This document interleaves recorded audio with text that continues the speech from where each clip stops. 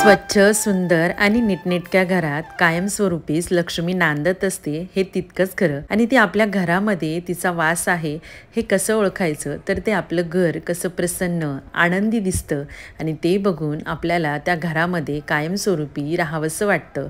ते घर आपल्याला हवंहवंसं वाटतं. असं जेव्हा आपल्याला वाटेल ना, तेव्हा समजायचं की नक्कीच आपल्या घरामध्ये लक्ष्मीचा वास आहे. हे 100% खरं आहे. नमस्कार, मी सुनैना द सुपर मॉम ह्या आपल्या यूट्यूब चॅनलवर तुम्हा सर्वांचं खूप खूप स्वागत करते. आजचा दिवस तुम्हाला छान आनंदाचा जावो, तुमच्या मनातल्या सर्व इच्छा पूर्ण होत, याच तुम्हाला नवीन आणि मंगलमय दिवसाच्या शुभेच्छा. तर आपलं घर स्वच्छ सुंदर दिसावं या करताना थोडंसं आपल्याला ना मेहनत घ्यावी लागते. आता मेहनत म्हणजे खूप पण मेहनत घ्यायची असं नाही. थोडा वेळ, थोडं नियोजनाने आणि थोडेसे काही इन्स्ट्रुमेंट म्हणतो ना आपण, किंवा जे काही टूल्स आहे क्लिनिंगचे ते यूज करून आपण काही क्षणामध्ये ना खूप सुंदर असं आपलं घर नीटनेटकं, स्वच्छ आणि टापटीप करू शकतो. तर त्यासाठी ना सगळ्यात पहिले मी सुरुवात केलेली आहे क्लिनिंगसाठी खिडकीपासून. कारण काय झालं माहिती आहे, बऱ्याच दिवसांपासून ना खिडकीवर खूप सारी अशी धूळ जमा झालेली होती आणि खिडकीच्या बाहेरचा जो भाग होता ना, तिथेसुद्धा खूप धूळ जमा झालेली होती. त्यामुळे ना कितीही स्वच्छता केली ना तरी पण घर असं साफसुथरं वाटत नव्हतं. कारण की ना आपण घरामध्ये तर स्वच्छता करतो, पण ही खिडकीमध्ये जेव्हा लेकरं उभे राहतात ना, तेव्हा प्रत्येक वेळी ना आपल्याला मग असं म्हणावं लागतं की खिडकी उघडू नको आणि खिडकीच्या ते रॉड आहेत ना बाहेरचे, तर त्याला हात लावू नको, कारण तिथे खूप धूळ जमा झालेली आहे.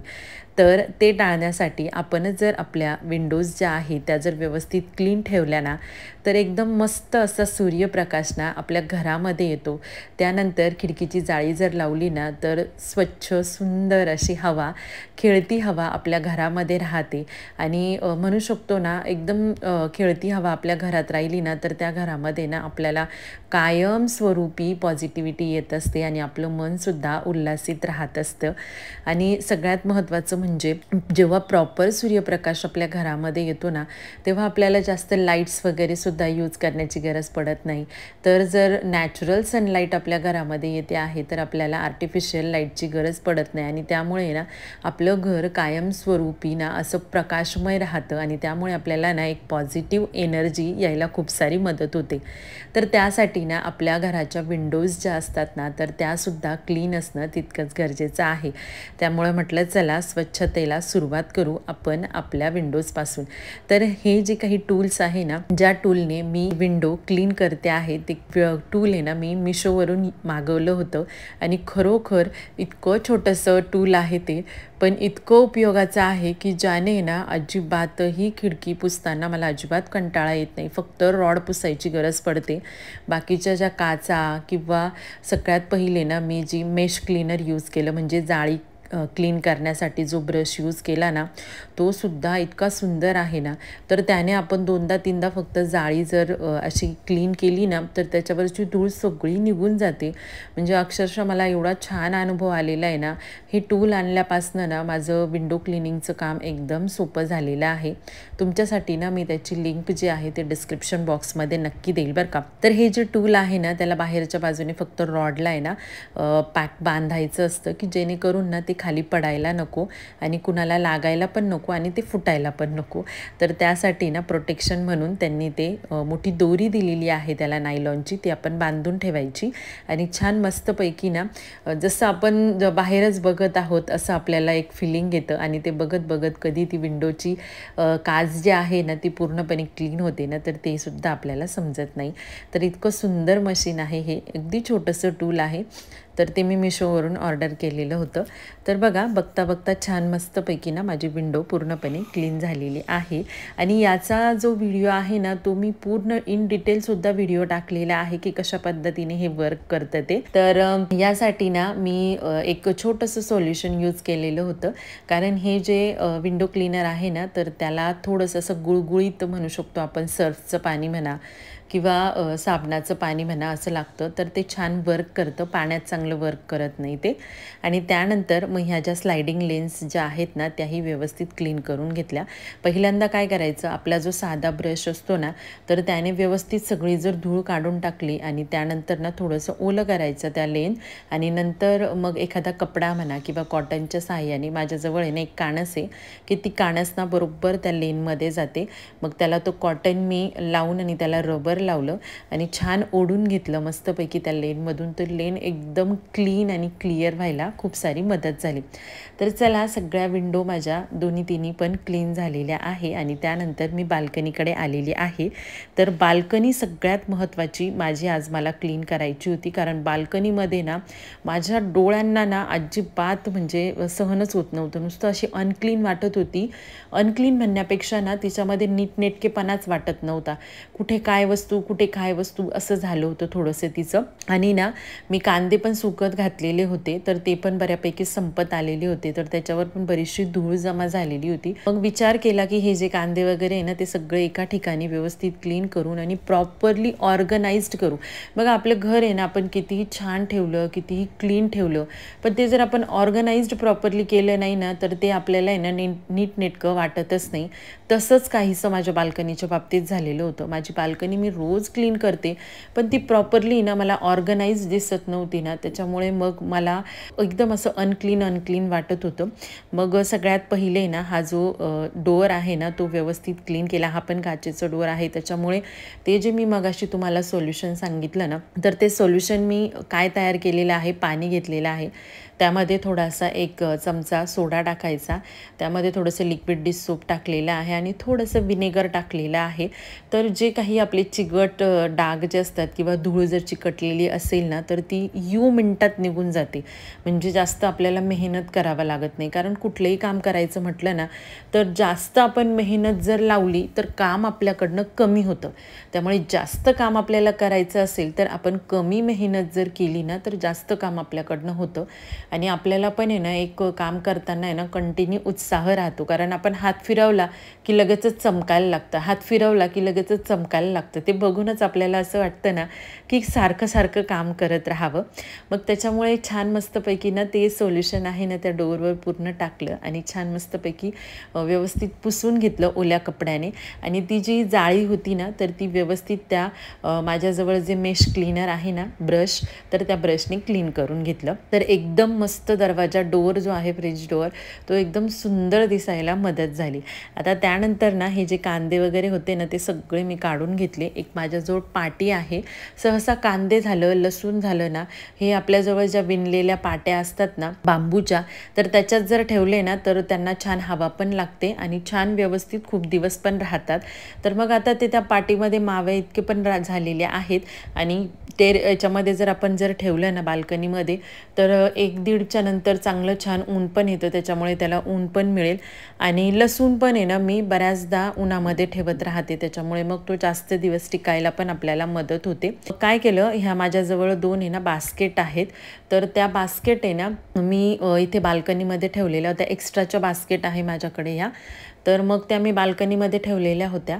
तर मग त्याही अशा प्रॉपरली अरेंज नव्हत्या आणि त्याच्यामध्ये खूप सारी धूळ पण झालेली होती, कारण कांदे ठेवलेले होते. मग ते छान मस्तपैकी ना धुवून वगैरे घेतलं. आणि त्यानंतर जे माझे कपडे वाळत घालायची जी रॅक आहे ना आडवी, ते स्टँड पण खाली करून घेतलं आणि त्यालाही व्यवस्थित मी क्लीन करून घेतलं. झाडांना छान पाणी वगैरे मारलं.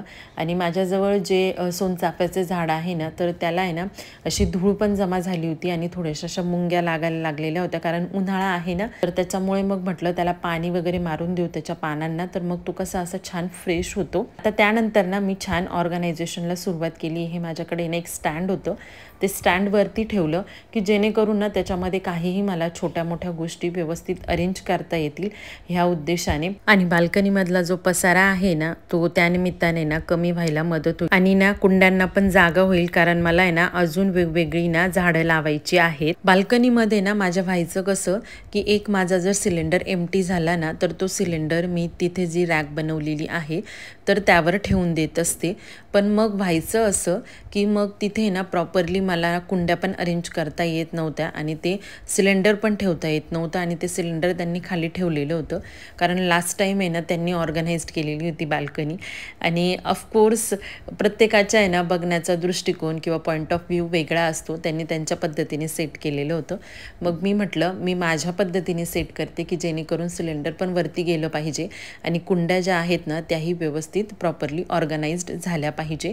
आणि सगळ्यात महत्त्वाचं म्हणजे झाडांना पण आहे ना म्हणजे असं ऊन पण आलं पाहिजे आणि थोडीशी शेड पण मिळाली पाहिजे, कारण आता आहे ना उन्हाळा कडाक्याचा चालू होईल. तर त्यानंतर मग मस्तपैकी ऑर्गनाइज्ड केलं आणि खाली फ्लोरिंग जी आहे तीही व्यवस्थित क्लीन करून घेतली. त्याच्यावर पाणी वगैरे होतं तर ते झाडूने काढून दिलं, कारण स्पर्शू लहान आहे तर ती पटकन त्या पाण्यामध्ये येते तर सटकून पडण्याची मला भीती वाटते. तर अशा पद्धतीने मी छान ऑर्गनाइज्ड केलेलं आहे. फक्त हे जी लाकडाची गोणी आहे ना ती कुठे ठेवावी ना त्याचंच माझं थोडंसं डोकं चालत नव्हतं आणि ते आता आहे ना बिना उपयोगाचं आहे. त्याच्यामुळे कदाचित मी ते फेकून पण देईल, कारण की नको असलेल्या गोष्टी उगाचच आहे ना आपण घरामध्ये ना सांभाळून ठेवतो की ज्याचा काही उपयोगही नसतो. वर्षानुवर्ष सांभाळून ठेवतो, शेवटी त्याला धूळ लागते आणि मग धूळ लागल्यानंतर मग आपल्याला जाग येते की अरे देवा हे तेव्हाच फेकून दिलं असतं तर बरं झालं असतं.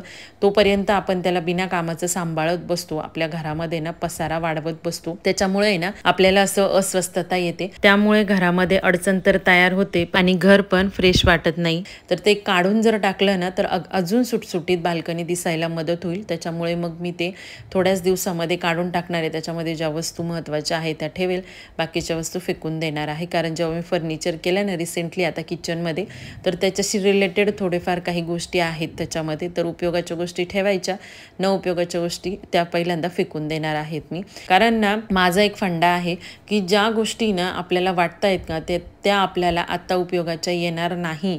कारण काय होतं माहिती का, आपण फ्युचरच्या दृष्टीने जरी सांभाळून ठेवलं ना तर त्यावेळचं प्लॅनिंग, त्यावेळी आपल्याला कसं करायचं आहे, कशा पद्धतीने करायचं आहे, थोड्याशा आपल्या आयडिया, आपलं माइंडसेट थोडंसं चेंज झालेलं असतं आणि हे उगाचच आपण सांभाळून ठेवतो आणि नंतर मग फेकतो आणि तोपर्यंत आहे ना जास्त अडचण आपण घरामध्ये करतो. त्याच्यामुळे ना घर असं आपलं आहे ना फ्रेश वाटत नाही आणि मग ती एकदम वेगळीच आपल्याला अस्वस्थता येत असते. त्याच्यापेक्षा ज्यावेळी ते उपयोगाचं नाही वाटत आहे तर तेव्हाच ते भंगारमध्ये देऊन टाकणं किंवा उगाचच सांभाळत न बसणं हे मला योग्य वाटतं.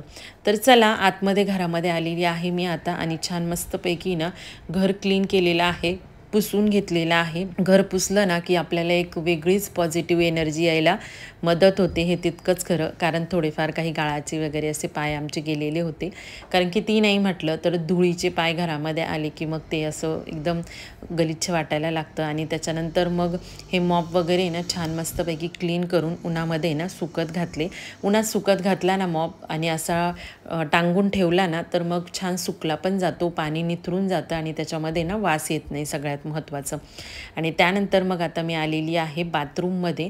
तर बाथरूममध्ये ना व्यवस्थित जे काही म्हणजे काय झालं, जेवढं काही मी क्लीन केलेलं होतं ना ते कपडा पिळण्यासाठी मी सगळ्यात पहिले ना बाथरूममध्ये यायची. त्याच्यामुळे बाथरूममध्ये ना खूप सारी अशी माती जमा झालेली होती. तर त्याच्यामुळे ना व्यवस्थित फ्लोरिंग जी आहे ती मी ह्या ब्रशने क्लीन करते आहे. हा ब्रश इतका सुंदर आहे ना, जास्त आपण वाकावं पण लागत नाही, त्याच्यामुळे कमरेला पण त्रास होत नाही. उभ्याने सुद्धा आपल्याला व्यवस्थित आहे ना आपलं जे बाथरूम आहे ते व्यवस्थित क्लीन करता येतं आणि सगळी फ्लोरिंग जी आहे ती व्यवस्थित क्लीन केल्यामुळे ना म्हणजे सटकण्याचे वगैरे असे चान्सेस राहत नाही. आणि छान मग थोडंसं पाणी वगैरे टाकून आणि झाडू वगैरे मारला ना की पाणी सगळं त्याचं जे आहे फ्लोरिंगवरचं ते निघून जातं. कारण पाणी काढून टाकण्याचा उद्देश जो माझा असतो ना तो म्हणजे माझ्या घरामध्ये लहान लेकरं आहे, स्पर्शू वगैरे, त्याच्यामुळे जोपर्यंत असं म्हणजे बाथरूम ओलं वगैरे जर असेल ना किंवा पाणी साचलेलं असेल तर मी सहसा त्यांना ना आतमध्ये जाऊ देत नाही. पहिल्यांदा फ्लोरिंग आहे ना मी झाडूने क्लीन करून घेते, पाणी काढून घेते, म्हणजे मग सटकण्याचे वगैरे चान्सेस राहत नाही.